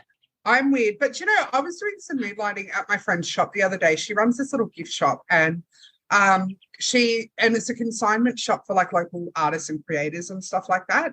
And so she often gets me to work because she does pay me. However, it's like, hey, I've got to pick my kids up and take them to soccer. So can you like work the shop from 3 to 4 tomorrow? Like, she can't put staff on for, do you know what I mean? Like, it's illegal by Australian workplace health and safety standards too. And I'm like, yeah, I can do that. That's fine. So I was doing that for her the other day. And this lady goes to me, are you Molly? And I'm like, oh God, no, I'm not. Because Molly makes this absolutely gorgeous silver jewelry out of like old cutlery and stuff like that. But her stuff is really cool. And she puts it in like these black boxes on velvet pillows, and like her logo has leopard print all over it. And I actually realized afterwards that out of all the artists and creators in the shop, I'm not one of them, obviously. However, how cool that she thought that I was someone who is so cool. Do you know what? Like, I'm glad that there's something about my vibe that gives off the idea that I could be this lady who makes like weird and wacky and wonderful jewelry. Like, I'm glad that that's how I present. Like, I don't seem like the lady who knits tea cozies. Do you know what I mean? Like, no, you definitely don't. You got a great vibe, great aura. Yeah, and I was like, I'm actually quite happy with that. Like, no, I'm not Molly. Bless Molly, who is, and she's just as wonderful. Like, she wears black all the time, leopard print. Like, she's very cool. If you were going to get like misrepresented as anyone, she'd be the best person to. Yeah, and I just thought, like, that's so cool that people think that I could be that person. So I'm glad I come across as like that kind of weird and cool, if you know what I mean. But even if I didn't, I wouldn't really mind, because I think, and because I'm psychic, I can see what's going on below the surface for a lot of people. Do you know what I mean? Mm-hmm. And like, I do switch it off. Like, I personally just switch it off, or I'm just like, I don't care. Like, I don't care. But I can sort of see what's going on beneath the surface for people, which also helps to really normalize that we all feel like this. We're all weird. It's just that some of us are more comfortable with being like, hey, I'm different in this way, whereas others aren't. I love walking into work with like a green shirt on or something, and somebody's like, oh my God, you're wearing color. You're wearing color today. Yeah, don't be surprised too. Like, if you start looking into magic and witchy kind of stuff, don't be surprised if you just accidentally, like, I will I'm not organized enough to have like all the moon dates sort of laid out. So it'll be like a couple of days before the moon, and I'm like writing my content for it and stuff like that. And it'll be like, oh yeah, you know, a good incense to use at this time is frankincense. And then you're like, oh, for God's sakes, I bought frankincense. Like, and it's like I was just at the incense shop and I just happened to buy that one. And then when I like put it, I'm like, of course, like, you know, and I just accidentally bought like the exact kind of, you know, herb or the exact type of scent that you use to do kind of something. And yeah, it's just like you know, and like some of the plants that I have at my house as well just happen to have like magical properties, and even where I've placed them just happen, like, you know, if you put your snake plant there, that's a sign of protection. And I'm like, oh, look at it there where it's meant to be for ritual purposes, and I just put it there because it looked good there. You know, and so yeah, it's like you're just accidentally but on purpose by the universe will just make you do those kinds of things. I've always had like an altar without realizing I had an altar. Yes. Like I really, yeah. Same. And I was like, yeah. And when I started to be like, oh, I should like put together an altar or a sacred space, and then I was like, oh. Yeah, I'm looking over like, I guess I've always kind of had one of these altars that people do. I didn't even realize. Yeah, and it's like last year I started finding like old furniture on the side of the road, and like, you know, like I've got this witchy cupboard, I've got a table and stuff like that. Ooh, and it wasn't until, and they're not my style of furniture like that. Do you know what I mean? Like it's not my style, but it's that really old kind of thing. And I realized that I was accidentally like collecting like weird altar apothecary kind of, you know, kind of stuff with it. And it was only when I saw it all stacked up in the garage where I'm going to restore it one day that I'm like, oh, and it's like I was joking with the wardrobe that I'd have to be, because it's like a full-on little cupboard wardrobe, and I was joking that like I'd have to be careful I don't end up in Narnia. And then I'm like, oh wait, like I probably already the witch, like this, like, do you know what I mean? Like this is, you're like, wait, never mind. I don't have to worry about it. I'm just being taken home. This is all, you know. That's amazing. This is all that's going on there. But yeah, I just accidentally started collecting this stuff on the side of it. And like, how do I even just happen to drive past when there's this weird random stuff? And it's like a couple of weeks ago, I was like, I want an owl. Like I want to get a taxidermy owl. I want a big vintage sofa and a taxidermy owl, because I just think to make my content that would look really cool. That would. Right, like, and I want it to be like a taxidermy one, like in flight. However, I also want it to just, I want it to just come to me, because I do get a little bit apprehensive about places that sell dead animal products, because I don't like. So I saw this lady on TikTok once, and she has this gorgeous wall of like framed dead butterflies, right? Mm-hmm. And I was like, that looks so cool. And then when I started looking into it and looking at where to buy them, I found out that for the most part, the butterflies live their life in these tiny little plastic containers, like that they can't even fly in. Oh, and then that's sad. They get suffocated and then they get framed. And I'm like, well, that's not going on my wall. That is not going on. Let me tell you, I went to an oddities festival that has that kind of stuff that you would want. It was amazing. Well, I put out a call to the universe that I wanted to find dead butterflies, and it's because I don't preserve them. It's look at that. Oh, it's beautiful too. Yeah, I just got my dead butterfly. I also got a snake skin and a bird's nest. I just find that's so great. I just find weird random witchy shit. I got the bird's nest for Christmas too. I was out on a dog walk on Christmas Day, and I just found this bird's nest like in the middle of my street. And then I found out that some variations of owls can't actually build nests, so they just steal them off other birds. And I was like, oh, has the universe stolen one for me? But right after I said I wanted my taxidermy owl and I wanted to find it, so that then, because I figured if I just found it on the side of the road or something like that, then I know that regardless as to where it came from, like it's meant to be mine, and I haven't accidentally contributed money towards a horrible kind of industry. Right. I found the next day on the side of the road. No, you did not. No way. Oh my God. I did. That's great. Now, oh my God. obviously it's not quite what I was Yeah, for asking. those listening, it's not a taxidermy. Ow, but man, that's cool. That is cool. Yeah. That was like Right? meant to be yours. Yes. And that was like the day after I found, like after I was like, oh yeah, that would be a really cool vision for myself. But do you know why else I realized what I want there in that vision? I don't think that I'm interesting or cool enough to do you know what I mean? That's me thinking that I need props or I need some kind of, like, I don't think that I'm cool or interesting enough to By make yourself. And without, you know, it's like I've got to have that. And then I was like, okay, so we'll work through that, but still do give me my owl. Like, please give me my owl, because it would still be very cool. But yeah, I realized that would have been one of the blocks as to why I don't do my own work, because it's like I think I need to have that weird and witchy kind of vibe without realizing that I am the weird and witchy kind of vibe. Exactly. You're good all on your own. You are. Yeah. You are. I like, good luck. You'll need to build bigger altars because you will find the most random and weird, you know. Yeah. And like I have baskets that I call like weird witchy shit, like, which is just stuff that I've found. Do you know what I mean? It's stuff that I've found, it's stuff that I've collected, it's stuff that I don't have a home for yet, but I just know that I needed it. And I had a lizard on my letterbox, like a massive lizard, like a goanna on my letterbox the other day. It was about a meter long. Oh my gosh.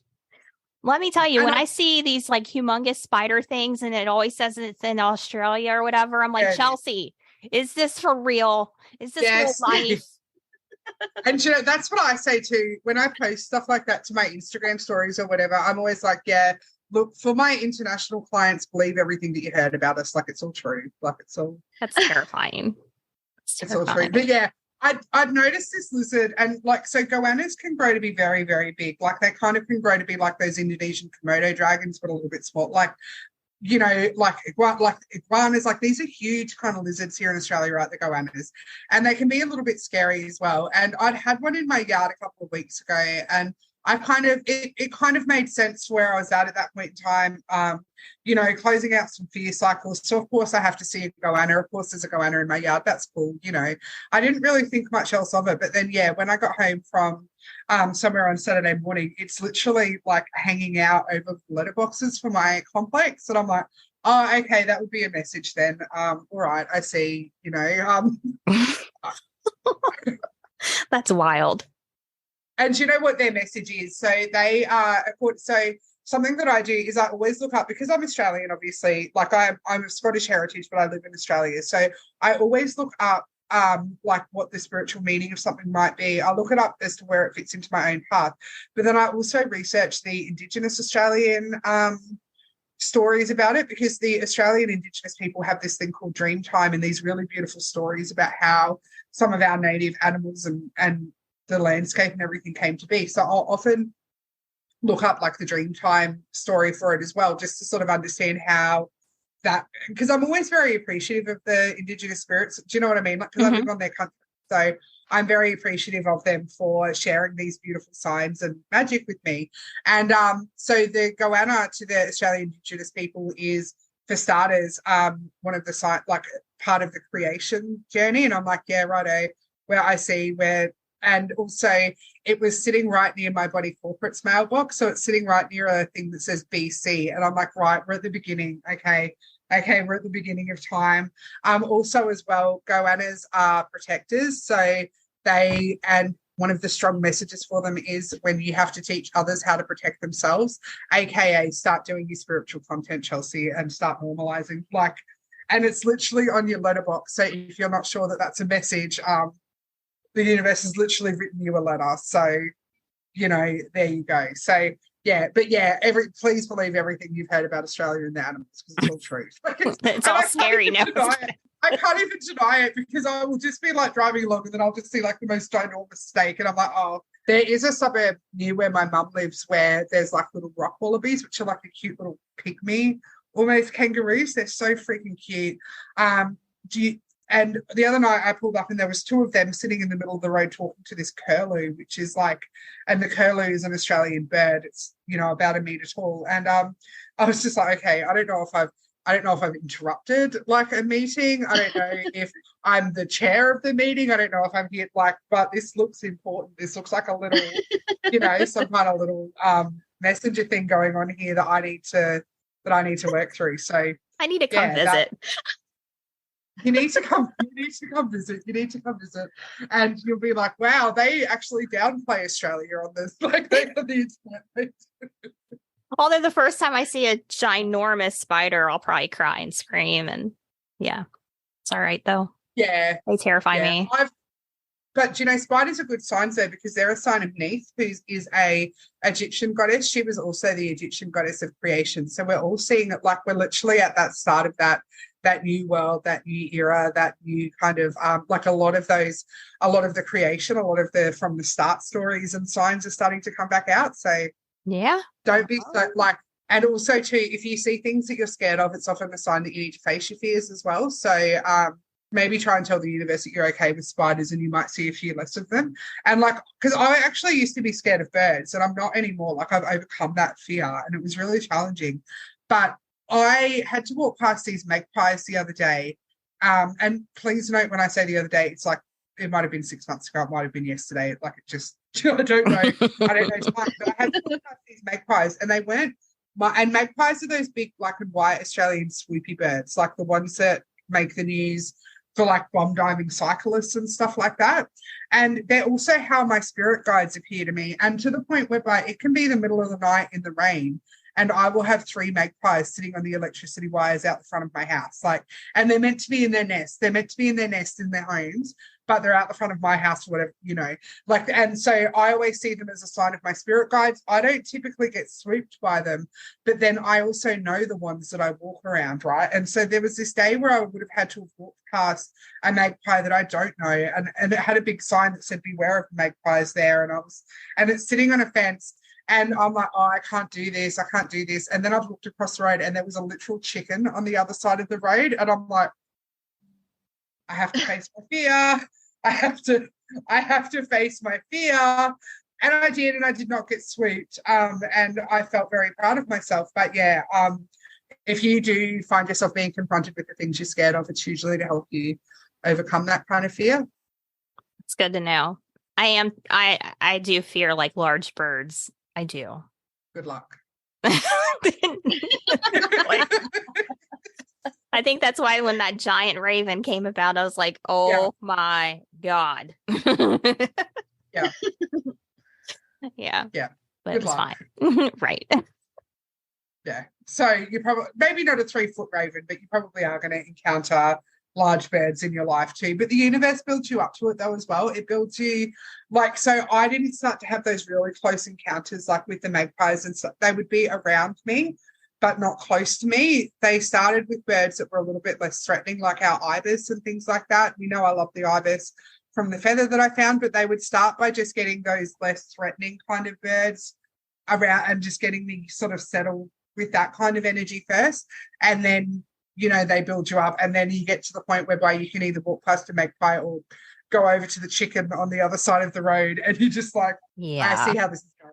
Yeah. The one day I took a picture of it and put it on Facebook. There was like a ton of like turkey vultures in a tree. Like, yeah, a ton. And I was like, oh my God, that is terrifying. That looks so evil.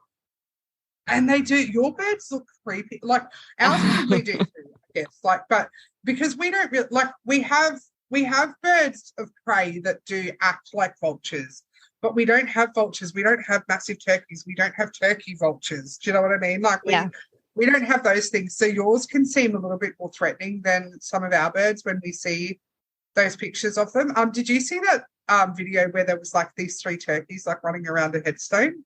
No. Yeah. No. Watch, it's gonna pop up. Yeah, no, it'll pop up. But it was the most like, and I think that the animals can feel a lot of that energy shifting as well, like that that sort of dawn of that new time, that new energy and stuff like that, and they sort of come around because like people who don't trust people, people who can't trust people will get your signs and your synchronicities and your communication from the universe through animals because we like animals, we trust animals, we know animals. I would believe something an animal sort of made me feel over something a person said to me any day. Mm-hmm. Yeah. I'm much more an animal person than a people person. Yeah. And so that's why you will have the really random and bizarre animal encounters because you trust animals, because you're like, I know you're not going to F around. Like, I know you're very simple. Like a crocodile, for example, if it's hungry, it's going to eat you. You don't have to sit there and question that about it. Do you know what I mean? Like if you stand on a snake, it's going to bite you. You don't have to think twice with animals. They're very matter of fact, and there's a reason for their actions, and it's all. Do you know what I mean? Yep. People are the hard ones because they have a multitude. That's why I'm a couch person. Yeah. Yeah, you're like, yeah, because I know what the crocodiles are going to do. I know what the snakes are going to do. So I'm going to stay on my couch. It's safe there. It is safe there. Yes, but just remember, a ship in a harbour is safe, but that is not what it was built for. That's right. That's right. Got to remember that. I say that as somebody who also likes my couch and has probably spent like a significant too much time there in recent times. Where can people find you, by the way? Because you were on Etsy the last time you were on here. Yeah, so I have a website, thechels.cc. Okay. Yeah, I'll have to link that in the notes. You can link it.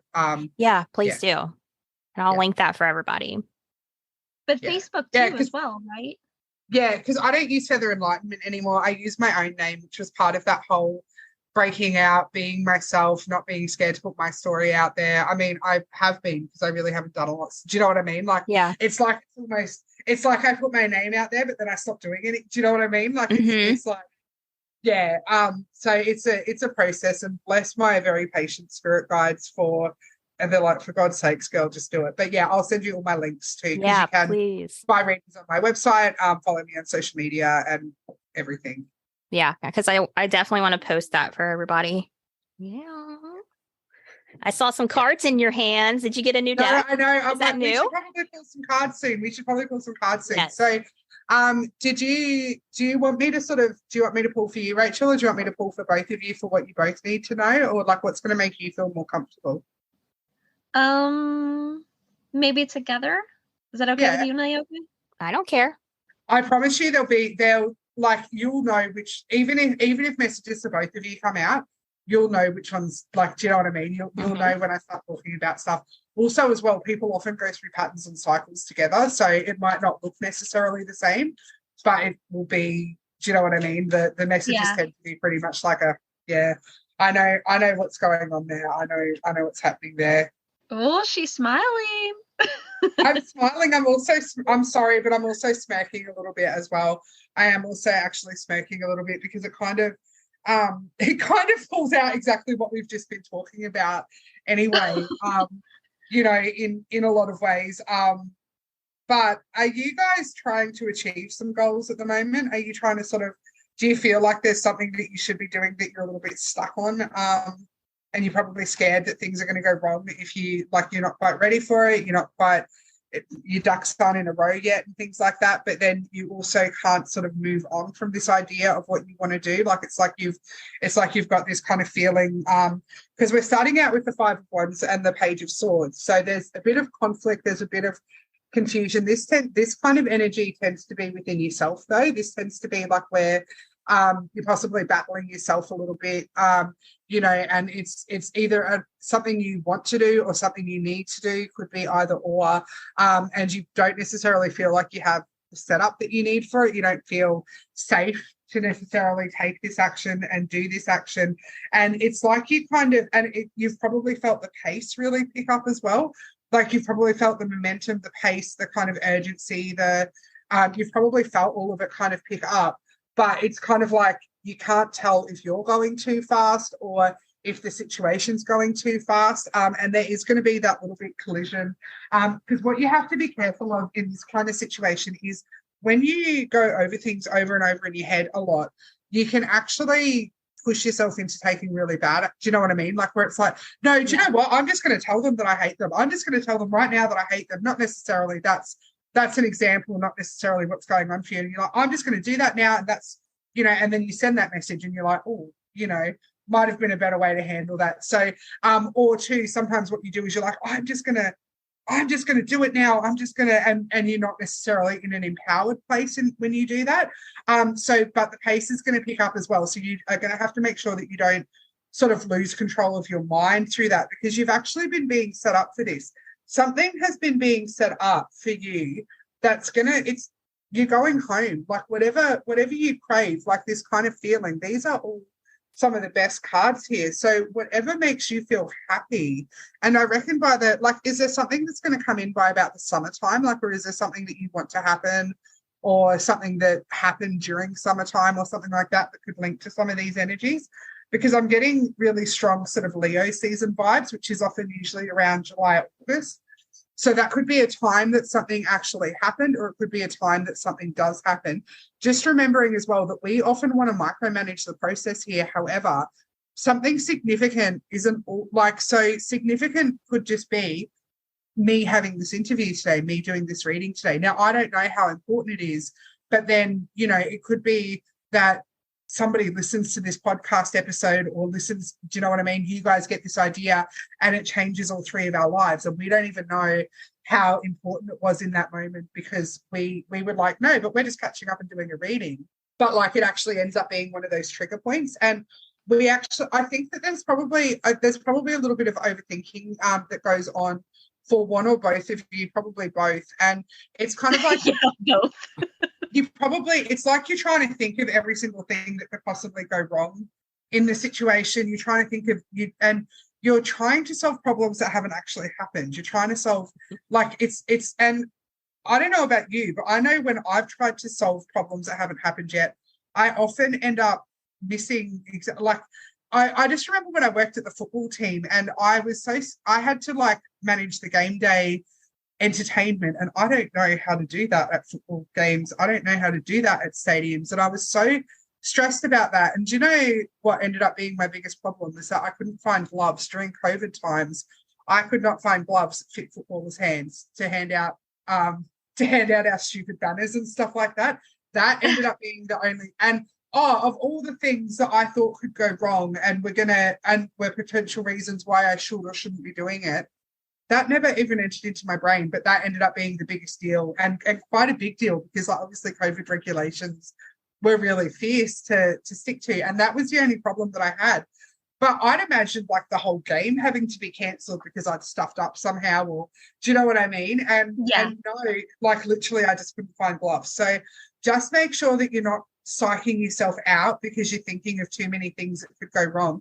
Don't be scared of things going wrong either. Sometimes things have to go wrong in order for them to go better. Like I had to absolutely run myself into the ground running the Etsy shop, doing things too cheaply, too much, doing all of that, because it ended up being I needed to learn how to people please less. I needed to learn how to trust in my own gifts and abilities. I needed to learn all of that. And it's kind of like you will get, like I said with Nyoka's spiritual journey and developing her gifts and stuff like that, you'll always notice when you've got those opportunities to make it easier on yourself in the past and you just didn't recognize them.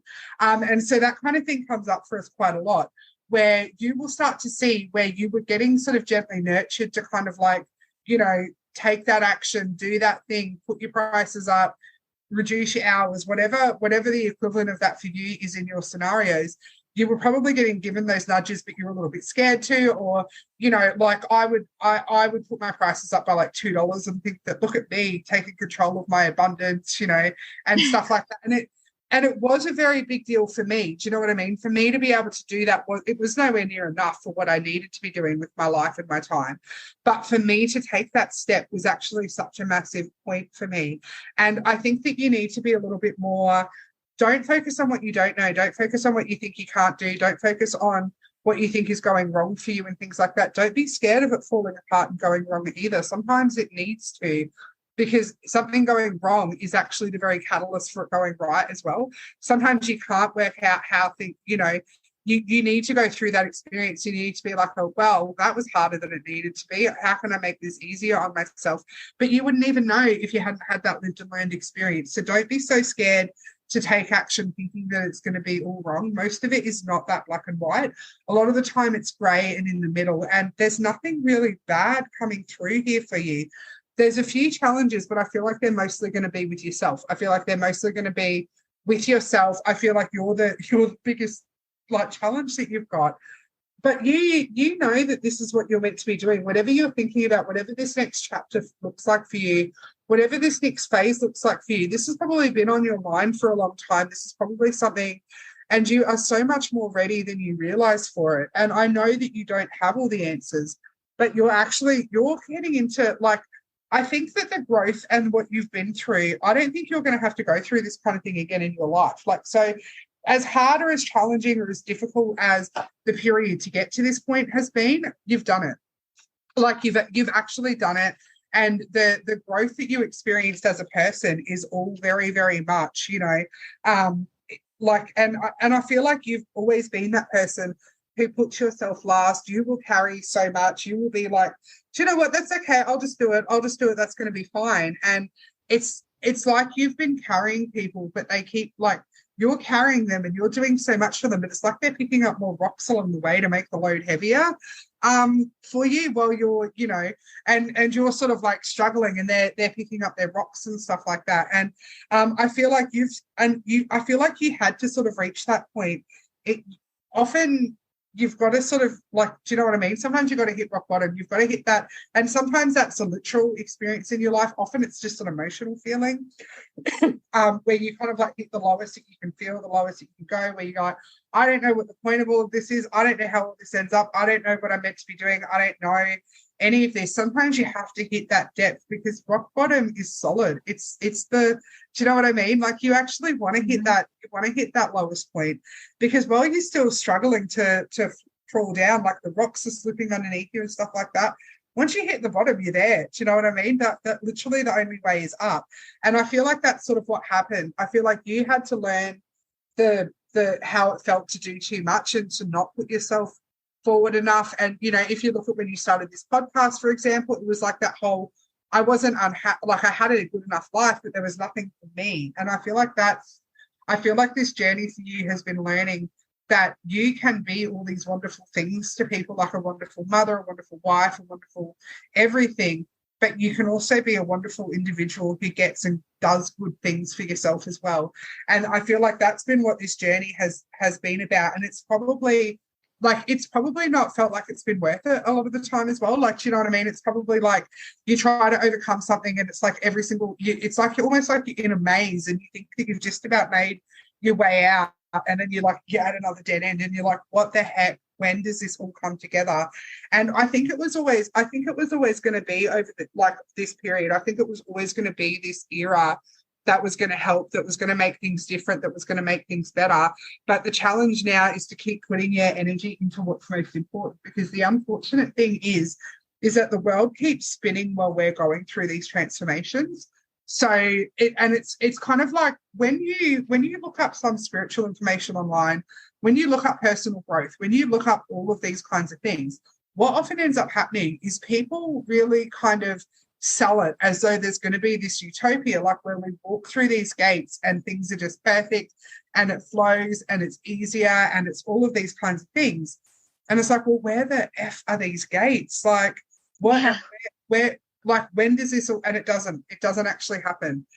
What happens is you energetically walk through those gates for yourself, where you're going to let the whole world carry on around you, but you're going to make sure that your world is the way that you want it to be. And that's what this has been about. It's been about giving you that confidence, the skills, the growth to make your world the way that you want it to be, while the rest of the world is going to do whatever it wants around you, right? And and it had to be that real kind of healing kind of growth. And there's bits as well where, and part of why it feels like it takes so long and it goes on forever is because a lot of the time you're not ready to deal with some of your stuff. Do you know what I mean? You've got to, like you've been through so much in your life, or you've suppressed so much, or and stuff like that, that you've actually got it, and it sucks because it keeps you in that maze and it hurts, and you're like, when is this going to be worth it? But then when you look at what you're dealing with now, you couldn't have dealt with that like a year ago or 2 years ago. Like you weren't, and even if you thought you were ready a couple of years ago, like you were like, no, actually you were right, universe. I see where I was like, yeah, I can do this and I'm going to be great and it's going to be fine. And then you can see where it was like, oh, wait, no, I needed to get ready for this. And so it's been that preparation period.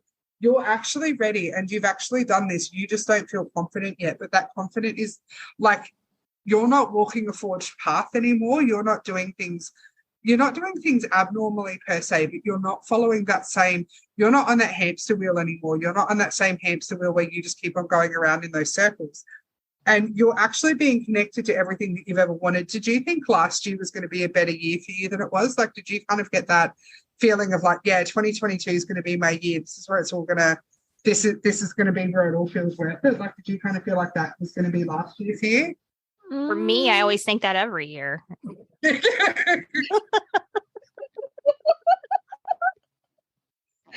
year's got to be better, right? Well, I love that optimism. But yeah, I feel like there have been things that have been being set up probably since last year. But unfortunately, the thing is that it's like you've almost set some of your own deadlines or milestones that you kind of need to happen for you to feel confident in the process. It's like and it might be I need to get to 10,000 people listening to the podcast. It might, and if you already get more than that, like you pay attention to that number she just said. No, but do pay attention to some of the more random stuff that I say, because sometimes it's not even the cards that end up coming it's through. Just funny, that number. There's a meaning for that number, but sure. Yeah. Well, no, but see, literally. And it's like, where did I get of all the things that I could think of to, use as an example, where did that come from? Okay. So, yeah. But do you know what else? Something that I've come to terms with, like, maybe my own channel's not going to be that. Do you know what I mean? Maybe my own platform's never going to be, maybe I'm going to get offered like a national radio hosting gig because somebody happens to hear my YouTubes and wants me to come and be Aunt Universe or something like that, right? Like maybe I'm going to get offered 6 figures to host like, national radio or something, which I don't see in my path, because I'm like, no, I'm going to do it myself and I'm going to build this. But maybe that's how it happens. And I'm not going to be sad about that. Do you know what I mean? And so don't get so fixated on how you think it needs to happen. Get fixated on the fact that, like, we'll use the podcast as an example, but this can happen for any sort of goal that you're working on in life. Don't get so attached to it that it has to be that specific way. And when you hit this particular point, because sometimes too, and I've probably told you before about that night I read tarot for the local football team. It's a national team. I read tarot at their event. Now, I thought that was going to build me up a local audience. I thought that was going to set my profiles up. I thought all this stuff was going to happen. One person followed me from social media that night. One person followed me on social media from that night where I read tarot for hundreds of people. Do you know what, though? That one person, a year later, recommended me to her workplace at the time, and I actually got to go in and read tarot for a workplace for like as their team building gift for the day. And then and that one person still comments and interacts with my stuff. So I might have only picked up one person. However, she connected me with that opportunity and she's still very engaged in what I do. So even though it didn't go exactly the way that I thought it would, wow, right? Like how cool is that? And that's why you've got to be prepared to sort of let go a little bit and not only be prepared to accept your own version of winning. You've got to be able to sort of tell that story and piece it together, because you've got a lot of wins and opportunities coming in. But I think it's going to come in ways that you are, so for example, maybe me using AI is the secret to, like, do you know what I mean? Maybe me using AI is the secret to how I build a business.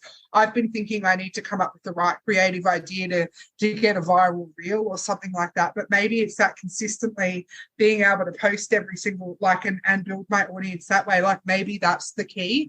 And I can't see that now because I'm so focused on what's that viral post idea going to be? What's going to be that thing that puts me forward? And maybe I don't even need that. And I think that's probably where you're getting a little bit stuck. she said real, Yeah, Naoka. I She know. said reals. Mm-hmm. What you've been doing. I had this feeling like I want to throw up and scream and cry all at the same time. Yeah. So effectively, everything that you're thinking about is a massive yes, okay? Those numbers that you're trying to get, those things that you think you need to do, if this is a massive green light, because you didn't tell me anything about Reels 10,000, anything like that, right? You told me none of that. No. Mm-mm. And somehow it just falls out of my mouth, okay? It's time. And I think that when the North and South nodes shift into Aries and Libra, things are going to become a lot easier for you, because Taurus and Scorpio is tough energy, right? Taurus is all about like making you feel safe and secure and everything like that. Scorpio is all about like bringing that darkness up to the light. It's been a rough couple of years for growth, but it's been to teach us what we are capable of, what we can actually do, what we can actually go for, what we can expect. Hasn't been great for getting us there. For a lot of us, it hasn't been great for getting us there, but it's been great for setting it up. Aries is winning energy. Aries is very charging forward. Libra's balance and all the things that you love. And I feel like you're on your destined path. This is what you're meant to be doing. When it feels like you're getting stuck, it's just illuminating a couple of ways that like where those blocks are. And it's kind of like for me, like where I feel like I need to have my big old vintage sofa and my taxidermy owl in order to feel confident producing content, because I don't think that I'm interesting enough, like aesthetic enough, like all of those kinds of things on myself. Like that's, do you know what I mean? Like, so that's where the things that are coming up, they're not telling you can't do it. They're telling you can, but you need to ask yourself why they're coming up so that you can either work through them or manage them. Do you know what I mean? Like either way, work through them or manage them. So I actually have a Google Doc that has some like polite but firm that kind of comments that I would reply to if anyone leaves shit messages on my YouTubes or my TikToks. Now, I haven't had this happen yet, but like the thought of like getting haters and stuff like that does worry me. So do you know what I did? I thought about things. So how do I as a person want to deal with hate? Like what's my policy on hate?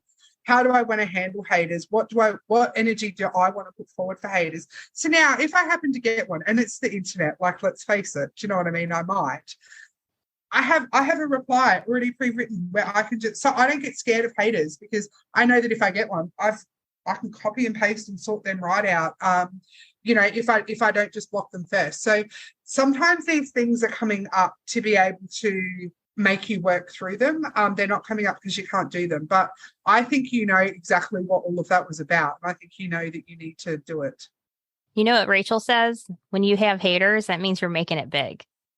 Right? I actually think that like that's actually like you matter enough to have haters. Like that's kind of, do you know what I mean? That's like right. Look at me making a difference, you know.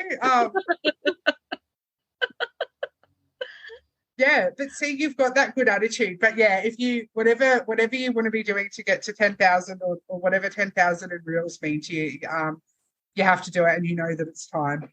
Yeah. We set goals for ourselves for the year. Yeah, we do. We do. We set a lot of goals. We do. We try to plan And ahead. you know It never what really else? goes that way, but you know. But it's the new year now. Astrologically, Aries season is the new year. So Aries season is actually the first sign of the zodiac. So for the new year, technically we've just hit it as far as astrology goes. And there are 2 new moons in Aries.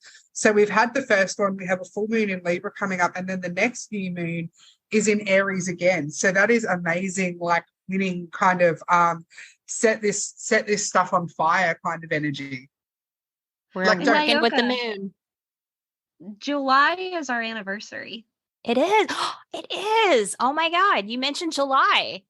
Yeah. Mm-hmm. That is our anniversary. Leo Is season, it 2 July. years or 3? Yeah. 2 years?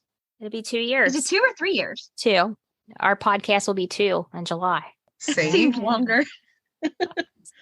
Huh. Good thinking on that. See? Yeah, she Stuff said comes July, to you August. later. You guys need to remember that too. Even though it doesn't make sense now, it will. No, exactly. It's stuff. Yeah. And don't be surprised if some of that stuff we talked about at the start, like I know that you were probably like, oh, that'll sound good in an episode. Oh, we can cut that out.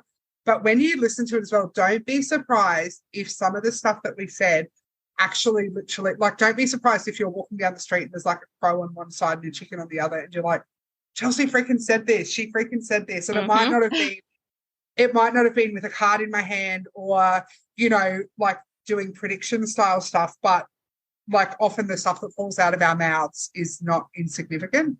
Yeah. Yeah. I believe that. Yeah. But yeah, have a big second birthday, do the things, whatever it is that you're thinking about doing, do it. I also need to do it as well, for that matter. You know, so yeah, you have so much to offer. You're amazing. I want everybody to. And you know what else I probably need to do? I think I need to set up, because I once tried to set up like a spiritual circle, but it kind of pissed me off because I only attracted all of my whingy, whiny, needy clients to it. You know? Yeah. But what I actually kind of want to set up is like an alternative business circle, like an online networking, and nothing formal, nothing we have to pay for, but kind of like a group chat, kind of like a group Zoom opportunity or something like that, where spiritual or alternative business owners and creators can kind of get together and not like, do you know what I mean? You know how sometimes it just helps to be able to be like, yeah, actually, this is the app that I use to make my reels with, and this is how blah blah blah. Yeah. Where, you know, just that kind of stuff, like where, yeah, and that's what you need your people, you need that community, and I know that where I am geographically, I don't have a great community, if that makes sense. Like I'm going out to lunch with two of my best friends today. Like I have, like, that's I get it. Like, yeah, I don't have a community, but you know, I'll be at lunch with my friends, but I don't have that kind of community support of like-minded, like, you know, and you need it. You need those. Yeah. So stay tuned too, because I'll let you know. But I feel like I need to set up a little space somewhere for weird business owners and weird creators to sort of share our weird ideas, if you know what I mean. That. And, that'd be cool.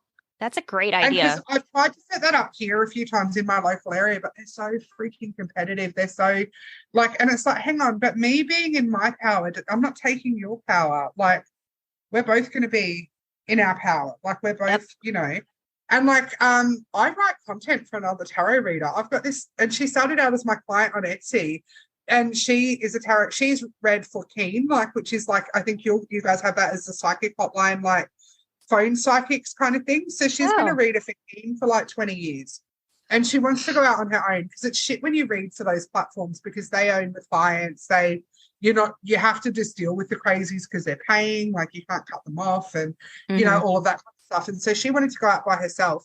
I write her monthly newsletter for her. Like, she pays me. Do you know what I mean? Like, and she's another, and people are like, but why? She's your competition. I'm like, she's not my competition. Like, I don't do phone readings. I don't do immediate phone readings, which is all she does. So, you know, with me, like, where you might get your recording whenever I'm ready, with Jenny, you've got to, like, you make your appointment and you call her, like, and it happens right then and there. She's not my and even if she was my competition, even if she was in my same town, there's 200,000 people in this town. I don't want to read for all of them. Even if every single one is tarot reading, I don't want to read for every single one of them. Like, right. I want the other people to do well. I want the other spiritual businesses to do well, because if they're doing well and if they're creating that audience and that demand and normalizing it, then we're all going to benefit. That's how I feel about the true crime community.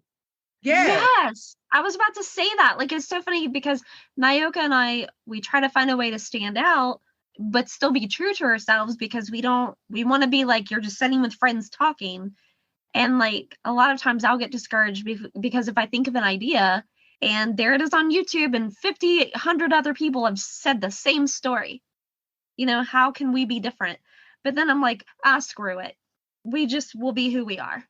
Yeah. And you know what, though? You don't have to necessarily, like, for starters, I will watch. Like, you wait till I get down my conspiracy theory rabbit. I will watch the same topic by 10 different creators. Like, I will, but also too, your people may find value in that. Like, your people are going to, and that's what I have to remember too. My people might not have heard it, and they haven't heard it from me. Yeah, that's a good way to think of it. Like, like you're telling it, they're hearing it for the first time. Yeah. Yeah. Yeah. And you just have to assume that your people are going to hear it from you. And if you love the story and you're passionate about it, that it's going to work. I'm actually obsessed with the van life community at the moment on YouTube because they're like, I follow this lady, Regretless, and she's just bought a house in Colorado. And but they do like this beautiful little thing every week. So they all premiere their videos, whatever we call them. But yeah, they actually set up this whole lineup, and there's like about 10 creators who all time their videos to go one after another, and they all promote it to their channels and they actually encourage, and then all of the creators are available there to do like a live chat while the whole, and because YouTube videos are shorter a lot of the time, these are about 20-minute productions. So it's maybe a 2-hour period of somebody's life where they're sitting there, but all of the creators are all sitting in there in the live chat, like chatting to people, engaging in the content and stuff like that with their fans, and they promote it to their whole community. And it's not like just because I run this bus, like I'm the only one who's going to talk about buses. And it's a community. It's that true community where they're not that competitive with each other, if you know what I mean. Like I'm sure some of them are. And I see that and I'm like, that's what I want. Like, I want to be, I want to, and if I ever do my ghost stories podcast properly, I'd love to do like a ghost story cross up true crime, like what true crimes happen in what ghost story kind. Do you know what I mean? Like, that would be amazing. Collaboration. That would be amazing if we could do something like that together. Yeah, 100%. When I'm not researching the Illuminati, I'm researching ghosts, mythology, mythical creatures, and all of those kinds of things. I'm great fun at parties, obviously. But I am so obsessed with like mythology, monsters, ghost stories, like all of those kinds of things, the legends of the area and stuff like that. And I consider it to be one of my specialties where I can kind of, I can read the ghost story and I can kind of hear what the truth was in it as well. Like there's this wizard laird in Scotland who was known for, apparently he did deals with the devil and stuff like that. He didn't. He went to Italy and he studied necromancy, which is just basically, it's like being a psychic medium, except instead of me giving messages to you about your dead relative, someone's dead relative gives me messages about how to fortune tell. It's just, do you know what I mean? It's just another form of mediumship. It's just not passing those messages on to loved ones. And people were saying about how, like, apparently this wizard laird could glue people in the place. So if you pissed him off, he'd just leave you stuck there. And I'm like, he just left people where they were. That's all. People made their own crappy decisions. And he just left them where they were. He wouldn't help them if they weren't helping themselves. That's all he did. And so, yeah, one of my obsessions is like finding the truth in the mythologies and, working out like what they probably did. And yeah, looking up like what ghosty weird things happened in places and stuff like that. Yes. Yeah. I like that. I do too. I like that a lot. Yeah. And so, yeah, when I'm not looking up the Illuminati, that's what I do with my phone. I've went down the Illuminati rabbit hole very, very, I don't know how many times, a lot of times. I know, and just when you tell yourself that you're not going to do it anymore and you don't care, they can just do their thing, you're going to do yours. Then you see some other little weird, someone looks at you funny in a Facebook video and you're like, you know something. I know. Yeah, oh it definitely has a strong hold on me. But yeah, I feel like for a lot of us, like now that we've been doing our creative projects and our sort of following our calling for a little while too, I feel like for a lot of us, now that we've found our feet and we found our voices and found our confidence, because that's what I always say to people.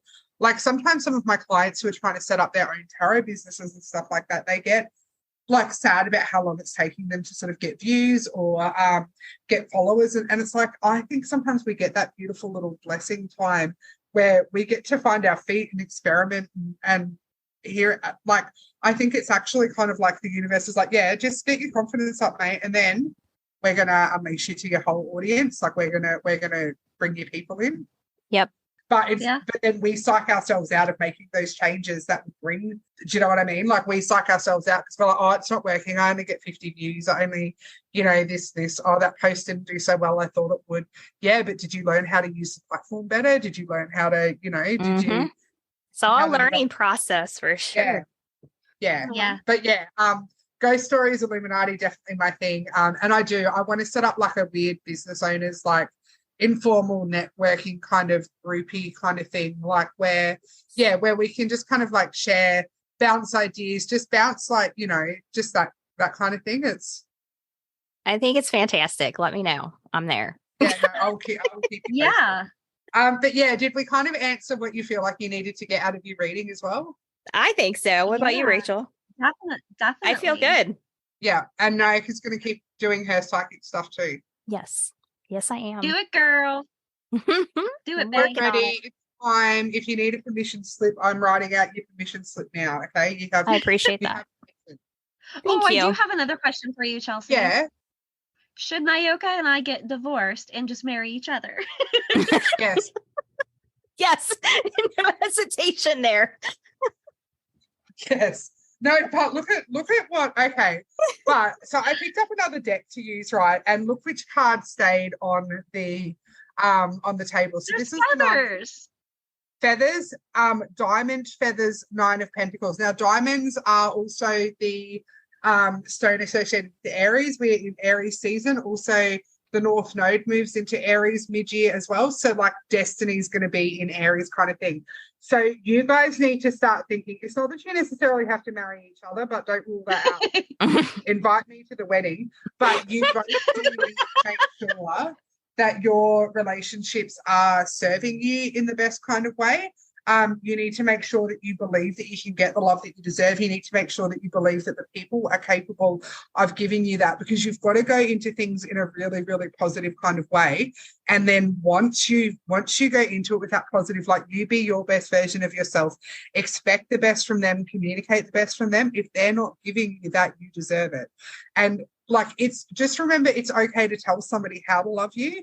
What's not okay is if you tell them and they don't try.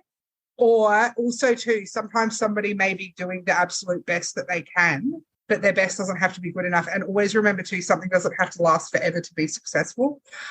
Sometimes people have a purpose in our life for a chapter, for a cycle, and things like that.